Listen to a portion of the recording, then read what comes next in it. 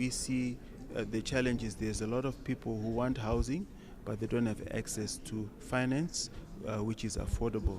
So at Shelter Afrique, we've encouraged the formation of the Kenya Mortgage Refinance Company, which actually provides long-term lending to the banks and the SACCOs to allow them now to go and provide mortgage loans to the Mwananchi, the ordinary Kenyan, over a longer period and at a lower cost. That's important because that enhances affordability and that improves take-up of housing.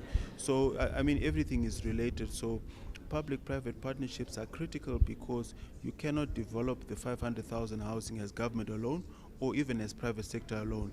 Both must work together in a collaborative approach. And I think for us, we are playing that role as a developmental financial institution to say, how do we bridge the gap? Where there are problems, we want to resolve them. As we speak now, Kenya only has 24,000 mortgages. Now, you can't have only 24,000 mortgages when your demand is in excess of, in fact, the shortage is in excess of 2 million. And that's why the Big Four agenda trying to develop 500,000. It's a start, but in itself, it's not a panacea to the housing crisis that we see in Kenya and other countries in Africa. The biggest problem with take-up is just that affordability. If 100 Kenyans apply for mortgages, only 5 will be accepted, because of lack of affordability. More 90%, that's a problem. 10% might be high credit risk, but the main issue is affordability. The big challenge we also have is that the cost of land is about 40% of the total cost of the house.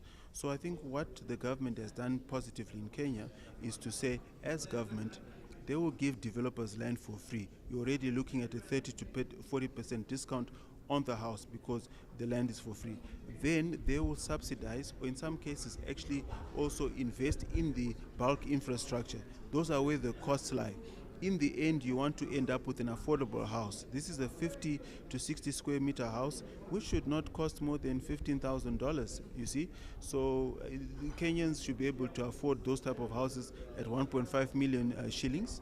That is what the house should be costing, not 3 or 4 or 5.